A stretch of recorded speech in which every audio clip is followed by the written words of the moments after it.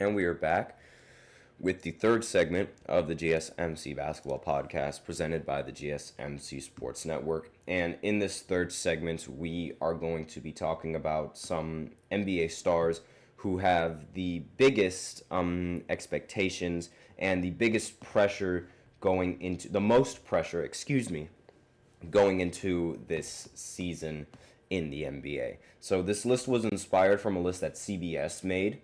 And I amended a few things, and obviously I want this to be my list and my opinions. So I took some of these players as inspiration, and yes, I do think that all of these players on this CBS list, I do feel like they do have a lot of pressure going into this season. However, I do think that the order in which they're in is I do think that the order in which they're in is incorrect. So I'm going to go ahead and start off. So the CBS, they think that Karl Anthony Towns is under the most pressure under any superstar. I completely disagree with that, and I actually think that the players, it's more than one in the number one, because I feel like they're both under the same amount of pressure. The two stars on Philadelphia, Joel Embiid and Paul George. I feel like these two, I cannot decide between which of these two is under the most pressure going into this season, but I feel like, so that's why I have these two tied at number one. I feel like Joel Embiid and Paul George, they really, they're under so much pressure this season, especially Joel Embiid, mainly Joel Embiid, and a little bit of Paul George. So Paul George, he wasn't brought to Philadelphia to be a number one option or even a number two option with the idea that he's not under immense pressure to perform, but he is the guy who's supposed to get the Sixers over that hump. That is why they signed for him in free agency. That is exactly why. To get over that second round exit problem that they always have. And with the amount of money that they're going to be paying, patience is not a luxury that he's going to be able to have with these fans. And he's going to be making $212 million on his contract at 34 years old.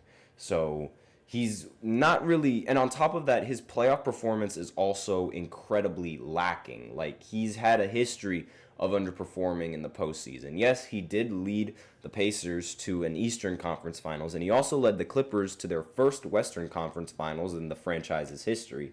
But even aside from that, his play in the postseason overall is rather underwhelming in recent years. And George is he's going to be judged immensely on his playoff performance, and Philly is going to do everything it can to keep Joel Embiid healthy, meaning more is going to fall on George's plate throughout the regular season. And even if he's not even a number two guy, even if he's a number three guy, he's not going to be some corner shooter tasked with some big shots in the game. He's going to have the ball a couple of times, and they're going to have to figure out how to share it between all three of those players, all three being Joel Embiid, him, and Tyrese Maxey. But I really do feel like Joel Embiid, of any superstar in this season, is going to be under the most pressure. And, really, Joel is notorious for being bad in the postseason. I am sorry to say this, but Joel Embiid cannot get past the second round. He's always injured in the postseason. He always performs a little bit less than what he usually does in very crucial games. And it's really it does not make any sense. He's the only MVP in the history of MVPs that has never been able to make it past the second round. And a lot of people, I argue that he shouldn't have even won that MVP to begin with, but that's a completely different conversation. He is going to be under the most pressure because he has a roster, he has a lineup that is good enough and great, arguably great, to win the championship this season. If he does not get over that second round problem that he always has, it's just going to be another failure with Joel Embiid. This whole trust the process thing it should be dead. It should be cooked, done. It's just pitiful. It's bad. It's not anything to be proud of if you're Joel Embiid. And it's really he also tends to throw his teammates under the bus at times when he himself isn't he's not perfect. he has his own problems. And even when, like, he would throw some of his teammates under the bus as if, he should be ignored from some of these problems. It's just a very bad attitude, in my opinion. And these two are definitely going to be under the most pressure in this offseason. Or in this season, excuse me.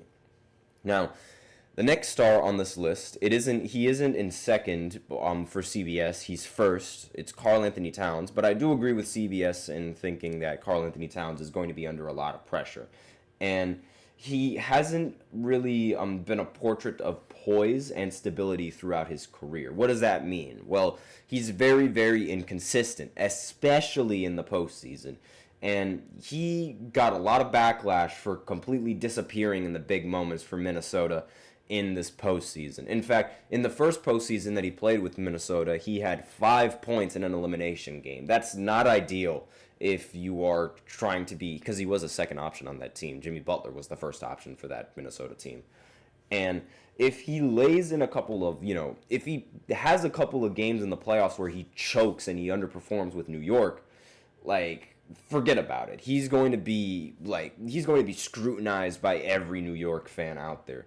And he's going to be under a lot of more pressure because he's playing in the Garden. It's very, very difficult to play in the Garden, especially if you are a Knick. There's so many eyes on you. There's so much media coverage on you. Any little thing that you do wrong is not going to get unnoticed by the media. So, this trade, it did make sense for the Knicks from purely a basketball standpoint. He fits perfectly in the system, but when the Knicks aren't playing two bigs, or if Mitchell Robinson ends up getting traded, he will have to be an interior anchor in the postseason for this team. And it's about more than just making shots, which he really just doesn't do all that well in the postseason. And every single night he's going to have eyes on him. And he'll still serve as a number 2 scorer and making threes at a rather high clip. But in that postseason, he's going to be under a lot of scrutiny. When he was on the Timberwolves, he was just a ghost in the postseason. It's like Aaron Judge when he plays baseball in the postseason for the Yankees. It's really bad. And I don't know if this is just a common, I can't even say it's a New York thing because he was doing this when he was on the Timberwolves. This is known. And he has to get over that bugaboo. Part of the reason why the Knicks got rid of Julius Randle, was because of the lack of playoff performance that you get from Julius Randle. So it's really that was the only problem that I really had with this trade. The fact that they traded away a not good playoff performer for another not good playoff performer, even though Karl Anthony Towns fits the system a little bit better than Julius Randle did. Next, player that is under the most pressure is going to be Trae Young, without a doubt. I mean, his value is and his talent and just the overall value that he brings to a team, it's fantastic. It's definitely one of the more underrated point guards in this league. But the truth is, nobody is really going to be worried about the Atlanta Hawks this season. And no one is really going to be trying. I don't think anyone is going to be trying to acquire Trae Young in any sort of trades. He makes max money, dominates on offense, and is just god-awful on the defense. And the offensive part is justified in a vacuum, yes, but and he is one of the more talented point guards. I think he's better than Tyrese Halliburton, in my opinion. And he's nearly impossible to keep out of the paint. And he just knows how to find a good shot. I mean, actually, no. He knows how to make good shots. And finding good shots is a little bit, it's inconsistent. I will say he likes to jack up a bunch of 30-footers, which I don't really think is that consistent. But all power to him. He is rather good at that. But it's where is this going to, how is this going to work for this Atlanta Hawks team? I don't really fear the Hawks. I think they're just going to be another mid-tier team like they've always been. And he's great enough to have this, is he great enough to just be good on the offensive side of the ball? Is he the Luka Doncic kind of player? And is he prime James Harden? Obviously, he's not. And a lot of these teams feel that he is because if you do have a chance to trade for that kind of player, you do it. And there's a chance to trade for Trae Young this summer, but nobody has really, this previous summer, there was a chance to trade Trae Young, but nobody was really budging for that. And Young's actual three-point shooting actually falls short and has consistently fallen short in a lot of seasons. And that's like really one of the second best aspects of his game. I think his passing is like the best aspect of his game, but his three-point shooting should be the second best. But it's not like he's a sniper out there. And he has the range, and that also impacts the spacing and the overall attention that he gets, which allows him to make a lot of these passes. But it's like this inefficiency that he has. It's like if he's not dominating on the offensive side, he's going to hurt you on both ends of the floor, because not only would he be missing shots on offense, but he cannot guard a paper bag on defense. I don't know why I said a paper bag, but he couldn't even guard a cone on defense. But aside from that, it's really like that's really the main problem. The fact that he has to be laser focused on offense and hyper efficient on offense to even get considered in the trade talks, because his defense is lacking immensely. It's not like with Brunson, where it's like Brunson is rather inefficient, but he, like, at times he can be inefficient, but there's more times where he's extremely efficient and puts up immense production, more so than he's inefficient and doesn't put up immense production on the offensive side of the ball. It's really like, and they sort of have to stick with this kind of player if you're the Hawks. And if Zachary can actually develop into that caliber player that the Hawks need,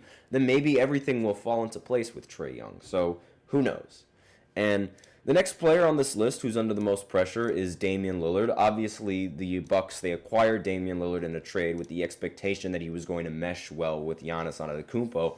But it's not like we got that in some games, but we didn't get that in a lot of other games. I really expected this duo to be similar to Kobe and Shaq in a way. Like, not exactly like Kobe and Shaq. Don't attack me, Laker fans, but similar in a sense. Obviously, you have a guard that's really dominant in the pick and roll, and you have a center, well, a big man, because Giannis, he could be center or power forward really, who's just as dominant. Shaq even says that Giannis is almost as dominant as him, and when you have this kind of combination, you usually expect a deep run.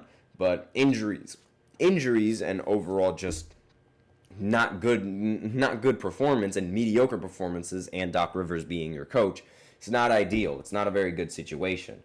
So, not to mention the fact that Damian Lillard sort of fell off from his production in Portland. Like, he was not the same player that he was on Portland. So, they did not trade for him to be mediocre. They really need him to sort of step up and be that same player that he was on Portland, and mesh well with Giannis Antetokounmpo, especially now, because they're going to need him against the Boston Celtics if they match up in the postseason.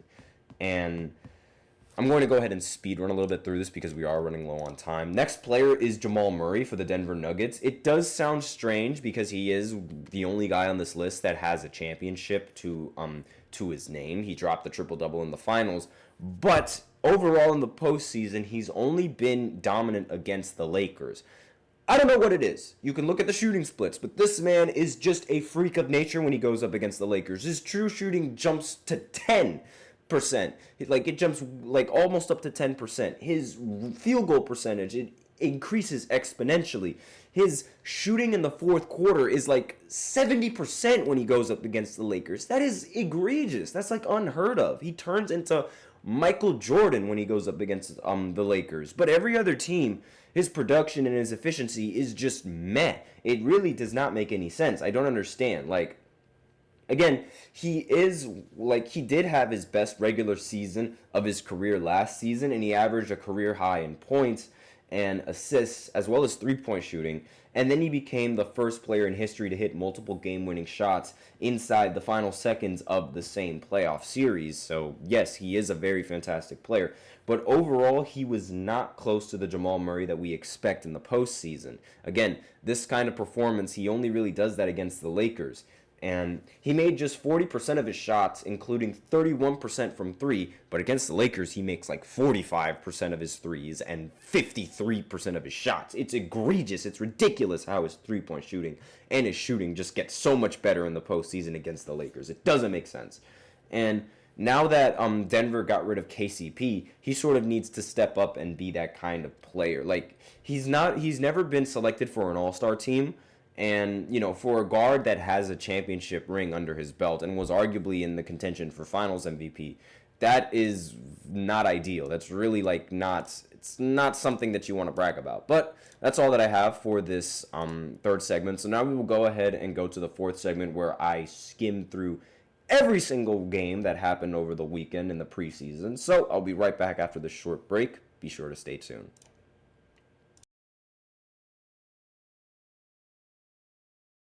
For the best and latest podcasts available anywhere, go to the podcast app on your cell phone and type in GSMC to access free content-rich podcasts on health and wellness, book reviews, sports, entertainment, relationships, social media, movies, technology, finance, and even weird news. Subscribe and download the GSMC Podcast Network's family of shows, available everywhere podcasts are found.